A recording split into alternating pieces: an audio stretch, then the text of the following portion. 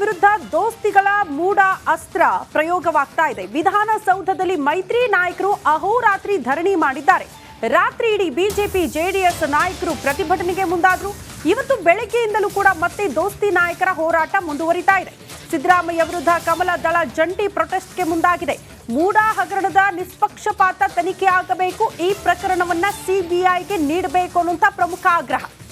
BJP ನಾಯಕರ ಆಕ್ರೋಶಕ್ಕೆ ಕಾರಣ ಕಲಾಪದಲ್ಲಿ ಈ ಬಗ್ಗೆ ಚರ್ಚೆ ಮಾಡೋದಕ್ಕೆ ಅವಕಾಶನೇ ಸಿಗ್ತಾ ಇಲ್ಲ.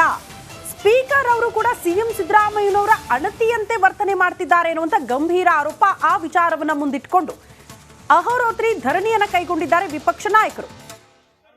ಇದು ಮುಂದುವರಿಯುತ್ತಾ ಅನ್ನುವಂಥ ಪ್ರಶ್ನೆಗೆ ಹೌದು ಅಂತಿದ್ದಾರೆ. ಎಲ್ಲಿ ತನಕ ಅಂದ್ರೆ ಪಾದಯಾತ್ರೆ ಮಾಡೋ ತನಕ ಕೂಡ ನಿರ್ಧಾರ ಕೈಗೊಳ್ಳೋ ಸಾಧ್ಯತೆ.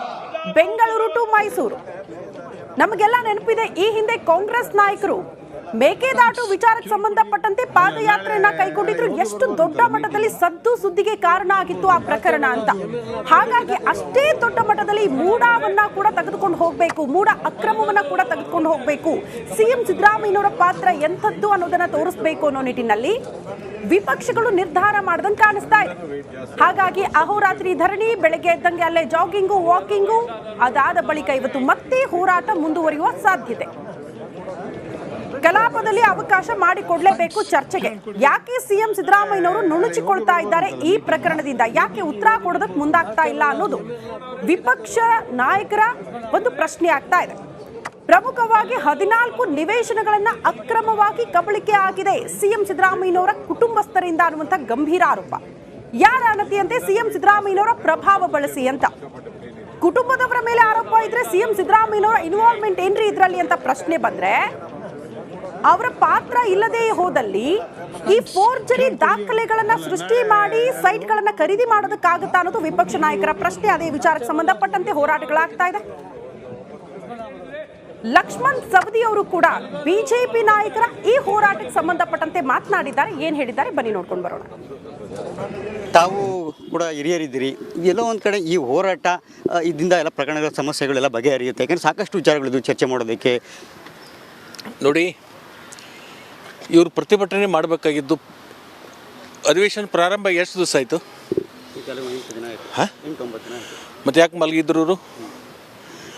ಮನೆಯಲ್ಲಿ ಮಲ್ಕೊಂಡು ಬಂದು ಇವತ್ತು ವಿಧಾನಸೌಧದಲ್ಲಿ ಮಲಗಿದ್ರೆ ಏನಿದ್ರ ಅರ್ಥ?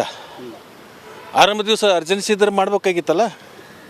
ಇದು ಹಳೆ ಕೇಸ್ರಿ, ಇದು 10 ವರ್ಷಗಳ ಹಿಂದಿಂದಿದು. ಇವತ್ತು ತಕ್ಕೊಂಡು ಇವ್ರದ್ದೇ ಸರ್ಕಾರ ಇತ್ತಲ್ಲ, 4 ವರ್ಷ ಇವರೇ ಮುಖ್ಯಮಂತ್ರಿಗಳಿದ್ರಲ್ಲ. ಅವತ್ತು ತನಿಖೆ ಮಾಡಿ ಅದರದ್ದು ಹೊರಗೆ ತೆಗೆದು ಯಾರ ಮ್ಯಾಗ ಶಿಕ್ಷೆ ಮಾಡಬೇಕಾಗಿತ್ತಲ್ಲ. ಇದು ಕಾರಣ ಏನಂದರೆ, ನಿನ್ನೆ ಕೇಂದ್ರದ ಬಜೆಟ್ ಆಯ್ತಲ್ಲ, ಕರ್ನಾಟಕಕ್ಕೆ ಭಾಳ ದೊಡ್ಡ ಅನ್ಯಾಯ ಆಗಿದೆ. ಆ ಜನರ ದಿಕ್ಕನ್ನು ಬೇರೆ ಕಡೆ ಎಳೆಯೋಗೋಸ್ಕರ ಇದನ್ನು ಧರಣಿ ಮಾಡ್ತಾ ಇದ್ದಾರೆ. ಇದು ಡ್ರಾಮಾ ಕಂಪ್ನಿ ಇದು. ಇನ್ನೂ ನಾವು ವಿರೋಧ ಪಕ್ಷವಾಗಿ ಜೀವಂತ ಇದ್ದೀವಿ ಅಂತೇಳಿ ಜನರಿಗೆ ತೋರಿಸ್ಬೇಕಲ್ಲ. ಈ ಕೇಂದ್ರ ಮೇಲೆ ಟೀಕೆ ಮಾಡೋಕ್ಕಾಗಲ್ಲ, ಅವ್ರದ್ದೇ ಪಕ್ಷ ಅದು. ನಿನ್ನ ಬಜೆಟದಲ್ಲಿ ರಾಜ್ಯಕ್ಕೆ ಆಗಿರ್ತಕ್ಕಂಥ ಅನ್ಯಾಯ ಜನರು ಇವತ್ತು ಚರ್ಚೆ ಮಾಡ್ತಾ ಇದ್ದಾರೆ. ಕೇಂದ್ರ ಸರ್ಕಾರ ಇವತ್ತು ಅನ್ಯಾಯ ಮಾಡ್ತಾ ಇದೆ ನಿರಂತರವಾಗಿ ಅಂಥೇಳಿ ಆ ಮನಸ್ಥಿತಿಯನ್ನು ಬದಲಾವಣೆ ಮಾಡಲಿಕ್ಕೆ, ಜನರ ದಿಕ್ಕನ್ನು ಬೇರೆ ಕಡೆ ಎಳಿಲಿಕ್ಕೆ ಇವತ್ತು ಈ ಧರಣಿಯನ್ನು ಮಾಡ್ತಕ್ಕಂಥ. ಕೇವಲ ಅಹೋರಾತ್ರಿ ಧರಣಿ ಒಂದು ದಿನ ಅಧಿವೇಶನದಲ್ಲಿ ಮಾತ್ರನೇ ಅಲ್ಲ, ಸದನವರೆಗೂ ಕೂಡ ಮಾಡ್ತೇವೆ. ಮತ್ತು ಬೆಂಗಳೂರಿನ ಮೈಸೂರಿಗೆ ಪಾದಯಾತ್ರೆ ಕೂಡ ಹೊರಟಿದ್ದೀವಿ ಅಂತ ಹೇಳ್ತೀವಿ. ಮಾಡಲಿ, ಪಾದಯಾತ್ರೆ ಮಾಡಲಿ. ಅವರಿಗೆ ಶುಗರ್ BP ಭಾಳಷ್ಟಿದೆ, ಅದನ್ನು ಸ್ವಲ್ಪ ಕಡಿಮೆ ಆಗುತ್ತೆ.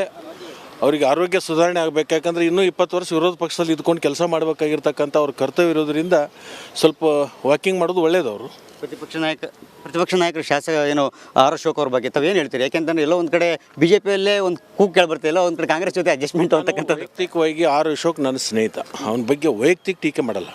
ಆದರೆ ವಿರೋಧ ಪಕ್ಷ ಸಂಪೂರ್ಣವಾಗಿ ಜೀವಂತ ಇಲ್ಲ ಅಂತಲೇ ನನಗೆ ಅನಿಸ್ತಾ ಇದೆ. ಕ್ಯಾಮ್ರಾ ಪರ್ಸನ್ ಮಂಜುನಾಥ್ ಜೊತೆ ಸುರೇಶ್, ರಿಪಬ್ಲಿಕ್ ಕನ್ನಡ, ಬೆಂಗಳೂರು. ವಿಧಾನಸೌಧದಿಂದ ನಮ್ಮ ಪ್ರತಿನಿಧಿ ಸುರೇಶ್ ಲೈವ್ ಅಲ್ಲಿ ಜಾಯಿನ್ ಆಗ್ತಿದ್ದಾರೆ. ಅಹೋರಾತ್ರಿ ಧರಣಿ ಈಗ ನಾಯಕರನ್ನ ಮಾತನಾಡಿಸೋ ಪ್ರಯತ್ನಗಳಾಗ್ತಾ ಇದೆ. ಸುರೇಶ್, ಸದ್ಯದ ಬೆಳವಣಿಗೆ ನೋಡಿದ್ರೆ ಇತ್ತೀಚೆಗೆ ಬಿಜೆಪಿ ನಾಯಕರು ಇಂಥದ್ದೊಂದು ಅಸ್ತ್ರ ಇಟ್ಕೊಂಡು ಹೋರಾಟಕ್ಕೆ ಮುಂದಾಗಿರುವಂತಹ ಉದಾಹರಣೆಗಳು ತೀರಾ ಕಡಿಮೆ ಇತ್ತು. ಬಟ್ ಈಗ ಮೂಡ ಅತಿ ದೊಡ್ಡ ಅಸ್ತ್ರ ಆಗಿದೆ ಬಿಜೆಪಿ ನಾಯಕರ ಪಾಲಿಗೆ ಅಂತನ. ಹಾಗಾಗಿ ಅದನ್ನ ಪ್ರಯೋಗ ಮಾಡೋದಕ್ಕೆ ಎಷ್ಟು ಸಾಧ್ಯನೋ ಅಷ್ಟು ಪ್ರಯತ್ನ ಆಗ್ತಾ ಇದೆ ಅಂತ ಭಾವಿಸಬಹುದಾ ವಿಪಕ್ಷ ನಾಯಕರಿಂದ?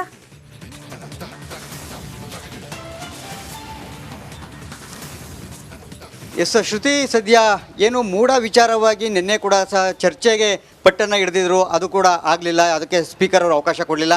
ಇವತ್ತು ಮತ್ತೆ ಮುಂದುವರೆದ ಭಾಗವಾಗಿ ಇವತ್ತು ಮತ್ತೆ ಚರ್ಚೆಗೆ ಅವಕಾಶವನ್ನು ಕೇಳ್ತಾರೆ. ಇವತ್ತು ಕೂಡ ಅವರಿಗೆ ಚರ್ಚೆಗೆ ಅವಕಾಶ ಸಿಗೋದು ಬಹುತೇಕ ಅನುಮಾನ. ಮತ್ತು ಚರ್ಚೆ ಅವಕಾಶ ಕೊಡೋದಿಲ್ಲ ಅಂತಕ್ಕಂಥದ್ದು ಕೂಡ ಈಗಾಗಲೇ ಅದು ಪ್ರತಿಪಕ್ಷದ ನಾಯಕರಿಗೂ ಕೂಡ ಗೊತ್ತಿರ್ತಕ್ಕಂಥದ್ದು.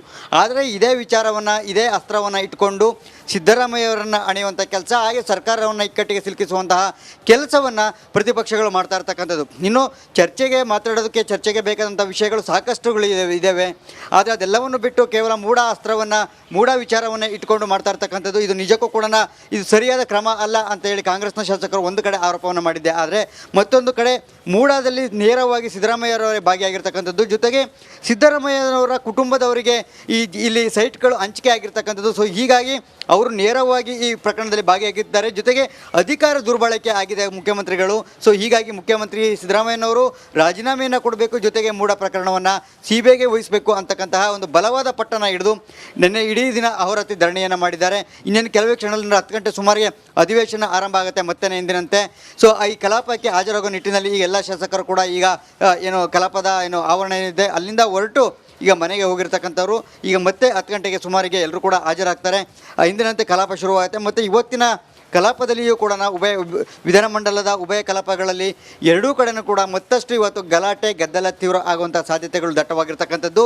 ಇನ್ನು ಮುಖ್ಯಮಂತ್ರಿ ಸಿದ್ದರಾಮಯ್ಯನವರು ವಿರೋಧ ಪಕ್ಷಗಳ ಒಂದು ಆಗ್ರಹಕ್ಕೆ ಯಾವುದೇ ಕಾರಣ ಮಣಿಯುವಂಥ ಲಕ್ಷಣಗಳು ಕಾಣ್ತಾ ಇಲ್ಲ. ಪ್ರಕರಣವನ್ನು ಸಿಬಿಐಗೂ ಕೊಡೋದಕ್ಕೆ ಮುಂದಾಗ್ತಾ ಇಲ್ಲ, ಜೊತೆಗೆ ಅದರ ಚಕಾರ ಕೂಡ ಎತ್ತುತ್ತಾ ಇಲ್ಲ. ಹಾಗೇನೇ ಪ್ರಕರಣದಲ್ಲಿ ಸತ್ಯಾಂಶವೇ ಇಲ್ಲ ಅಂತಕ್ಕಂಥದ್ದು ಸಿದ್ದರಾಮಯ್ಯನವರ ವಾದ. ಇದೆಲ್ಲದರ ಮಧ್ಯೆ ಈಗಾಗಲೇ BJPಯ ನಾಯಕರು ಅಧಿವೇಶನ ಕೇವಲ ಒಂದೇ ದಿನ ಇರತಕ್ಕಂಥದ್ದು ಬಾಕಿ ಇರ್ತಕ್ಕಂಥದ್ದು. ಸೊ ಹೀಗಾಗಿ ಪ್ರಕರಣವನ್ನು ತಾರ್ಕಿಕ ಅಂತ್ಯಕ್ಕೆ ತೆಗೆದುಕೊಂಡು ಹೋಗಬೇಕು ಅಂತ ಹೇಳಿ ನಿರ್ಧಾರ ಮಾಡಿರ್ತಕ್ಕಂಥದ್ದು. ಆದರೆ ಅದ್ರ ಎಷ್ಟರ ಮಟ್ಟಿಗೆ ಸಕ್ಸಸ್ ಆಗ್ತಾರೆ ಅಂತಕ್ಕಂಥದ್ದು ಕೂಡ ಭಾಳ ಕುತೂಹಲ ಇರ್ತಕ್ಕಂಥದ್ದು.